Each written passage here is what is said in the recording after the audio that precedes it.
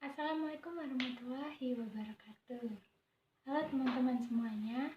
Pada video ini saya akan menjelaskan contoh RPL BK dan medianya yang sudah saya buat. Tujuan dari video ini untuk memenuhi tugas akhir mata kuliah manajemen program BK.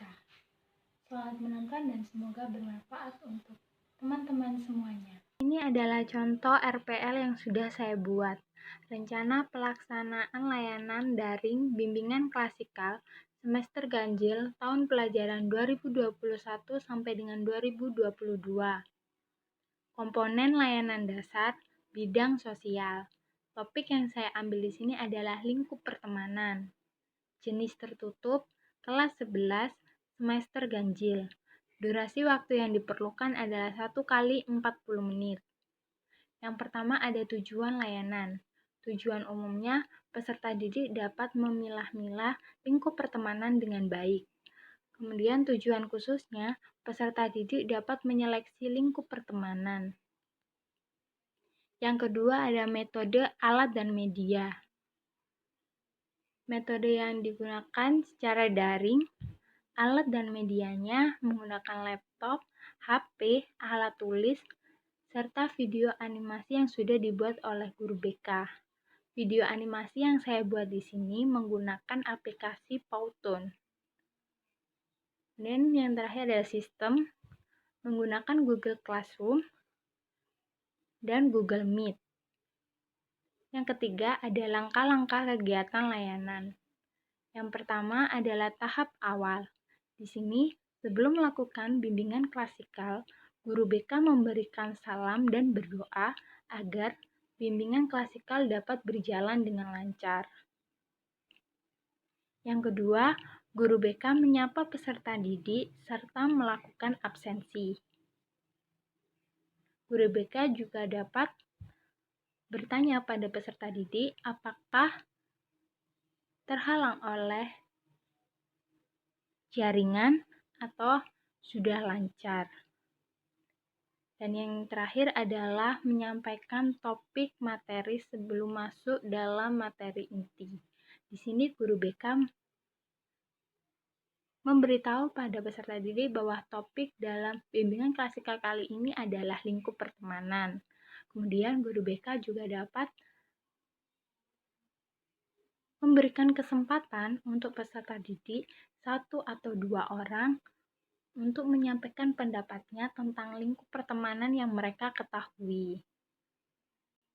Waktu yang dibutuhkan adalah 10 menit. Kemudian masuk pada tahap kerja atau inti, yaitu guru BK menayangkan video animasi kepada peserta didik. Setelah itu, yang kedua, guru BK menjelaskan secara singkat materi setelah melihat video animasi yang bertujuan untuk merefleksikan agar peserta didik dapat lebih memahami materi yang disampaikan. Dan kemudian yang terakhir, guru BK memberikan kesempatan untuk peserta didik bertanya dan berjawab. Di sini, guru BK memberikan kesempatan peserta didik agar bila tidak mengetahui atau kurang memahami materi, agar bertanya. Kemudian guru BK yang menjawab. Atau mungkin ada peserta lain yang ingin menanggapi dari pertanyaan peserta didik yang bertanya. Waktu yang digunakan adalah 25 menit. Menuju tahap akhir, yaitu tahap yang ketiga, guru BK mengajak peserta didik membuat kesimpulan dari materi yang sudah disampaikan tadi. Waktu yang digunakan adalah 5 menit. Sebelum guru BK mengakhiri layanan bimbingan klasikal.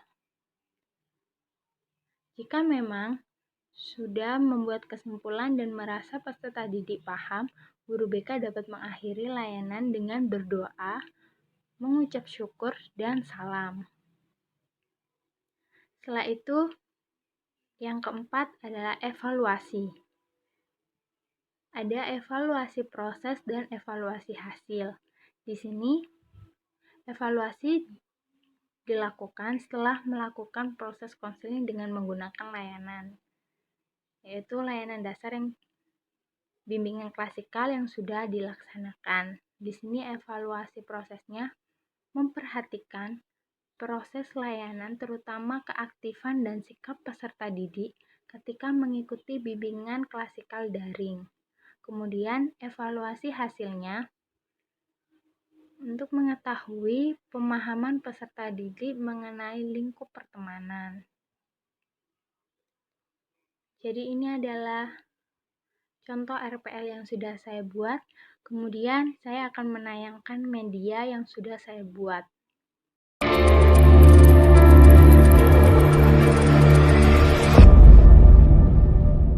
Halo semua, kalian di sini pasti punya teman, sahabat, atau bahkan kalian pernah menjumpai fake friend nih. Jadi pas banget karena kali ini kita akan bahas tentang lingkup pertemanan. Selamat menonton ya.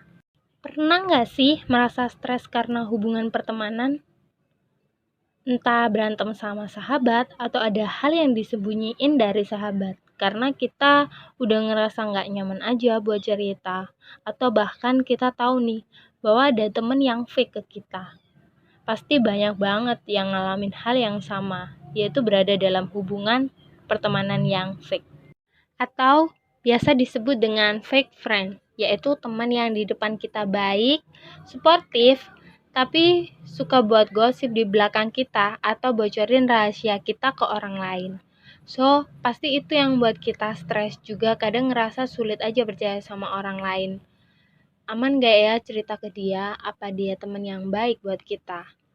Itu yang biasa disebut dengan trust issue, sulit percaya sama orang lain.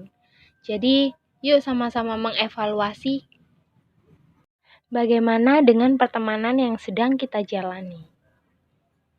Apakah kita sudah menjadi diri sendiri? Kita bisa bercanda, ngelakuin apapun dengan nyaman, cerita apapun, dan menjadi diri kita sendiri tanpa ada yang ditutup-tutupi. Kemudian, apakah pertemanan ini sehat? Dikatakan sehat apabila kita tidak saling mengabaikan, kita saling mendukung, kita dapat mengekspresikan diri kita dengan saling bercerita, juga ada pengaruh positif dalam pertemanan ini. Kemudian, siapa yang bekerja dalam hubungan pertemanan ini? It takes two to tango. Butuh 2 orang yang saling kerja supaya hubungan bisa berhasil. Hubungan bisa berjalan dengan baik jika kedua pihak saling berbagi cerita satu sama lain. Bagaimana cara mengatasi hubungan pertemanan yang tidak sehat? Pertama, mengakui perasaan bahwa pertemanan yang dirasakan sudah tidak sehat lagi. Kemudian, mengkomunikasikan perasaan secara asertif agar satu sama lain saling memahami konflik yang terjadi. Yang terakhir, memilih pertemanan untuk diakhiri jika memang pertemanan tidak sehat. Hal ini normal karena setiap orang bertumbuh dewasa. Mungkin karena ketidakcocokan membuat hubungan menjadi tidak sehat.